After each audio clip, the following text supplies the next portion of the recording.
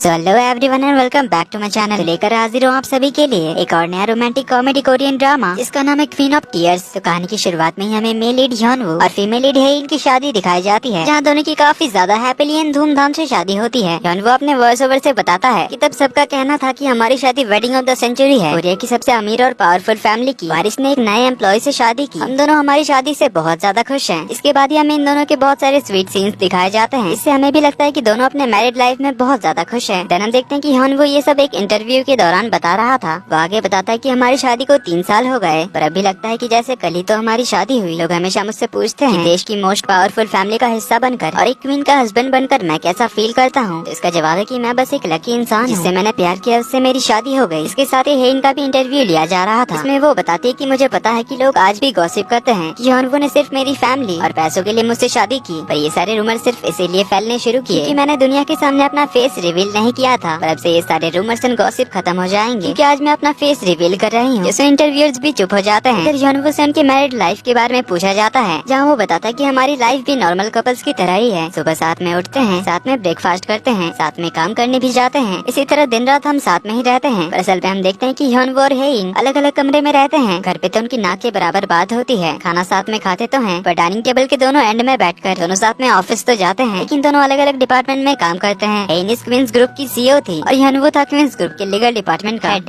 यानी वो एक लॉयर है। पर ये सब बताते हुए ह्योनवू का भी चेहरा एक पल के लिए उतर जाता है, पर फिर अपने चेहरे पर फेक स्माइल लाते हुए कहता है कि हम दोनों दिन रात एक साथ ही रहते हैं, इससे मैं बहुत ज्यादा खुश हूँ। इधर हेइन से उनकी पहली मुलाकात के बारे में पूछा जाता है, तो हेइन बताती है कि 5 साल पहले मैं अब्रॉड से वापस आई थी। तब मैंने क्वींस ग्रुप ज्वाइन किया, एक इंटर्न बनकर, बिल्कुल किसी अंडरकवर एजेंट की तरह, क्योंकि मेरी असली आइडेंटिटी के बारे में किसी को भी पता नहीं था। पर हेइन को तब कोई काम नहीं आता था, उसे तो फोटोकॉपियर भी चलाना नहीं आता था। अब मशीन ऑन नहीं हो रही थी, इसलिए हेइन तो उसे लात मारने लग जाती है। इसे तब ह्योनवू ने देखा था, तो वो आकर मशीन ऑन कर देता है। इसी तरह ह्योनवू ने बहुत बार हेइन की मदद की थी। हेइन कहती कि मुझे समझने में देर नहीं हुई कि ह्योनवू मुझे लाइक करता है, इसलिए मेरी मदद करने के बहाने मुझसे फ्लर्ट कर रहा है। पर जब उनकी पहली मुलाकात के बारे में ह्योनवू से पूछा जाता है, वो भी इसी इंसिडेंट से शुरू करता है और बताता है कि ऐसा कुछ नहीं था। हेइन फोटोकॉपियर को बहुत लात मार रही थी, तो मुझे चिंता थी उस फोटोकॉपियर की। पर इतनी बार हेइन की मदद करने के बाद मुझे हेइन के लिए भी फिक्र होने लगी, क्योंकि तब वो बस एक न्यू इंटर्न थी और उसे कुछ नहीं आता था। वो हर काम में गलती करती थी, इसीलिए सब लोग उसके बारे में गॉसिप करते थे। पर तब तक हेइन भी ह्योनवू को लाइक करने लगी थी। ह्योनवू को हेइन के बारे में गॉसिप सुनकर बिल्कुल भी अच्छा नहीं लगता था, इसीलिए एक दिन वो हेइन से कहता है, अब ये गलती करना बंद करो वरना तुम्हें कंपनी से निकाल दिया जाएगा। हेइन कहती है मुझे फर्क नहीं पड़ता। इस पे ह्योनवू कहता है कि अगर तुम किसी दूसरे कंपनी में भी गई तो वहाँ से भी तुम्हें निकाल देंगे अगर तुम ऐसे ही काम करती रही तो। हेइन कुछ कहने जाती है उससे पहले ही ह्योनवू कहता है, जब भी कोई सुपीरियर तुम्हें डांटता है तो मुझे दिल से बुरा लगता है, मुझे तुम्हारी बहुत फिक्र होती है। उसने हेइन उसे कहती है कि पर तुम्हें मेरे लिए दिल से बुरा क्यों लगता है, तुम्हें मेरी इतनी फिक्र क्यों होती है। इस पे ह्योनवू से कुछ कह नहीं पा रहा था। हेइन कहती कि जब मुझे डांट पड़ती है तो भला तुम्हें क्यों मेरी फिक्र होती है। ह्योनवू तो नर्वस होने लगता है। जो हेइन उसे कहती है कि अच्छे से इस बारे में सोचना और फिर मुझे बताना ऐसा क्यों होता है। ये बोलकर वो चली जाती है। फिर रात को ऑफिस बंद होने के बाद हेइन बाहर अपने ड्राइवर को कॉल करके आने के लिए कहती है। बहुत बारिश हो रही थी, तभी ह्योनवू यहाँ पर आता है और उससे पूछता है कि क्या तुम्हारे पास अम्ब्रेला नहीं है। हेइन कहती नहीं, तो ह्योनवू से अपना अम्ब्रेला ऑफर करता है और कहता है कि तुम्हें हमेशा मदद की जरूरत पड़ती है और तुम्हें परेशान देखना मुझे अच्छा नहीं लगता। उसने हेइन उससे पूछती है कि पहले तो तुम्हें मेरी फिक्र होती थी और अब तुम मुझे परेशानी में देख नहीं सकते, ऐसा क्यों। ह्योनवू से हिम्मत करके बताने लगता है कि मैंने तुम्हें इस बारे में नहीं बताया था क्योंकि मुझे लगा था कि तुम इससे अनकंफर्टेबल फील करोगी, बट मैं तुम्हें बताना चाहता हूँ कि मैं सियोल नेशनल यूनिवर्सिटी के लॉ स्कूल का ग्रेजुएट हूँ। मेरा घर है योंगदुरी टाउन में, जहाँ मेरी फैमिली रहती है। मेरे पेरेंट्स पूरे टाउन में बहुत रिस्पेक्टेड हैं। हमारे पास 35 से भी ज्यादा गाय है और मैंने यहाँ शहर में 2 साल के लिए एक अपार्टमेंट लीज पे भी लिया है, यानी मुझे हर महीने रेंट पे करने की भी चिंता नहीं है। तुम्हें लग रहा होगा कि मैं ये सब क्यों बता रहा हूँ, मेरा मतलब बस यही था कि मेरे पास अच्छे खासे कुछ सेविंग्स हैं। हेइन पूछती फिर तुम कहना क्या चाहते हो। ह्योनवू कहते कि अगर तुम्हें इस जॉब से निकाल भी दिया गया और अगर आगे तुम्हें कोई जॉब नहीं मिली तब भी मैं तुम्हारा ख्याल रख सकता हूँ। जिससे हेइन थोड़ी सरप्राइज्ड होती है। ह्योनवू कहता है कि ऑनेस्टली कहूँ तो मैं हमेशा से ही यही चाहता था कि मेरी फ्यूचर वाइफ भी जॉब करे, पर अगर वो तुम होगी तो मैं अकेले भी जॉब करके हमारा घर चला लूंगा। हेइन तो उसका कन्फ्यूजन सुनकर शॉक्ड रह जाती है। उसे कुछ कहने जाती है पर उससे पहले ही ह्योनवू से कह देता है कि मैं तुम्हें लाइक करता हूँ। अब हेइन भी उसे कोई जवाब नहीं दे पा रही थी। जिससे ह्योनवू कहता है कि तुम्हें आज जवाब देने की कोई जरूरत नहीं है, इसीलिए ज्यादा प्रेशर मत लेना। ये बोलकर उसे अपना अम्ब्रेला देता है और कहता है कि भीगना मत। हेइन उसे अम्ब्रेला नहीं ले रही थी, उसे कुछ कहने जाती है। उससे पहले ह्योनवू कहता है कि अपना ख्याल रखना और ये बोलकर वो बारिश में ही निकल जाता है। उसे जाते हुए देखकर हेइन कहती है कि मैं तो कह रही थी कि मेरा ड्राइवर मुझे पिक करने के लिए आने वाला है। पर इसके बाद तो हेइन और ज्यादा इम्प्रेस हो गई थी और ह्योनवू को लाइक करने लगी थी। कमिंग बैक टू प्रेजेंट, हेइन बताती है कि ऐसे हमारी लव स्टोरी की शुरुआत हुई थी। हमने काफी टाइम तक डेट किया, पर जैसे उसे मेरी फैमिली के बारे में पता चला वो रिजाइन देकर अपने होम टाउन चला गया। मेरे कॉल्स इग्नोर करने लगे, उससे बात करना बंद कर दिया। फ्लैशबैक में हम देखते हैं यॉनवो अपने रूम में था और हेइन को ही याद कर रहा था। तभी उसके फोन पर हेइन का मैसेज आता है जिसमें वो यॉनवो को बाहर आने के लिए कहती है। तभी यॉनवो को हेलीकॉप्टर की आवाज सुनाई देती है। बाहर आकर देखता है तो उनके खेत में एक हेलीकॉप्टर लैंड करता है। इसमें से हेइन निकलती है जिसे देख टाउन के सब लोग तो हैरान रह जाते हैं। दोनों एक दूसरे के आमने सामने होते हैं। हेइन चिल्लाकर कहती कि क्या तुम मुझे ऐसे ही छोड़ दोगे। अब यॉनवो भी उससे बहुत प्यार करता था, इसलिए वो भाग कर जाता है उसे गले लगा लेता है। इससे दोनों ही बहुत खुश होते हैं। कमिंग बैक टू प्रेजेंट, यॉनवो बताता है कि उस दिन हेइन को देखकर ऐसा लगा था कि वो हेवन से उतरी कोई एंजल है, इतनी ज्यादा ब्यूटीफुल थी। इंटरव्यूअर पूछते कि पहले ब्यूटीफुल लगती थी यानी कि अब नहीं लगती।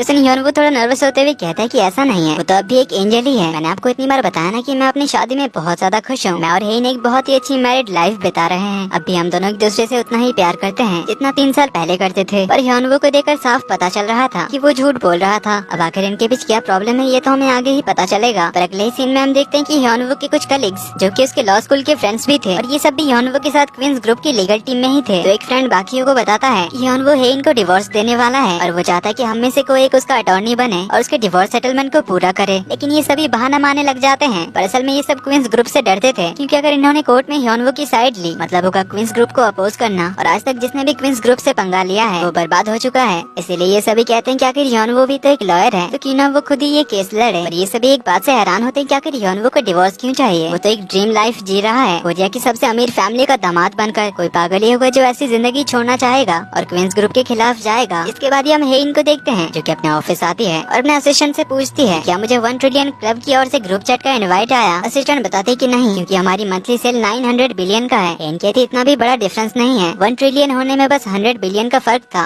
और एक इंटरनेशनल ब्रांड है हर्षाइना करके जो सिर्फ उन्हीं कंपनीज के साथ कोलैबोरेट करता है, इस 1 ट्रिलियन क्लब में होता है। इसीलिए हेइन डिसाइड करती है कि जिन ब्रांड्स का अच्छा सेल नहीं होता वो उन सारे ब्रांड्स को अपनी कंपनी से कट ऑफ कर देगी। तो हेइन तुरंत एक मीटिंग बुलाती है जहाँ से उनके कंपनी के उन सारे ब्रांड्स का नाम मिल जाता है जिनकी सेल कम है। वो इन सारे ब्रांड्स को बंद करने का ऑर्डर देती है। पर एक डायरेक्टर बताते हैं कि हमने लीगल टीम से बात की इस बारे में, लेकिन उन्होंने मना कर दिया कि हम इन ब्रांड्स को ऐसे अचानक बंद नहीं कर सकते। हेइन गुस्से में पूछते कि किसने कहा। तो डायरेक्टर बताते हैं कि मिस्टर यॉनवो ने। इसके अगले ही सीन में हेइन की असिस्टेंट यॉनवो के डिपार्टमेंट में जाती है और उसे बताते हैं कि सीईओ आपसे मिलना चाहती है। यॉनवो कहता है कि मैं अभी मीटिंग में हूँ, थोड़ी देर बाद जाऊंगा। पर तभी एक दूसरा डायरेक्टर आकर बताता है सीईओ काफी अपसेट है इसीलिए आपको जल्दी से आने के लिए कहा है। यॉनवो का वहाँ पे जाने का बिल्कुल भी मन नहीं था। यॉनवो काफी चिढ़ा हुआ भी था और फिर भी वो चला जाता है। जहाँ हेइन उससे पूछते कि आखिर हम उन ब्रांड्स को क्यों नहीं बंद कर सकते जो हमारे लिए प्रॉफिटेबल नहीं है। यॉनवो से बताता है कि उन सारे ब्रांड्स ने बहुत सारे पैसे इन्वेस्ट किए हैं, हम उन ब्रांड्स को ऐसे ही बंद करके नहीं निकाल सकते। हेइन कहती कि उन सारे ब्रांड्स के खिलाफ लॉ सूट फाइल करो। यॉनवो कहता है कि इसका कोई फायदा नहीं होगा, हम उनसे जीत नहीं सकते। अभी लॉज बहुत बदल चुके हैं, बड़े बड़े डिस्ट्रीब्यूटर्स अपने पावर्स का मिसयूज ना करें, इसके लिए बहुत सारे नियम बनाए गए हैं। सुन हेइन पूछते कि क्या तुम्हें लगता है कि मैं अपने पावर्स का मिसयूज कर रही हूँ। यॉनवो कहने जाता है कि मेरा ऐसा कोई मतलब नहीं था। पर उसे रोकते हुए हेइन कहते कि क्या तुम्हें लगता है कि हमारी कंपनी कोई नॉन प्रॉफिट ऑर्गेनाइजेशन है, ब्रांड से हमें कोई प्रॉफिट ना हो उन्हें हम फिर भी अपने साथ रखें और अपना खुद का नुकसान करें।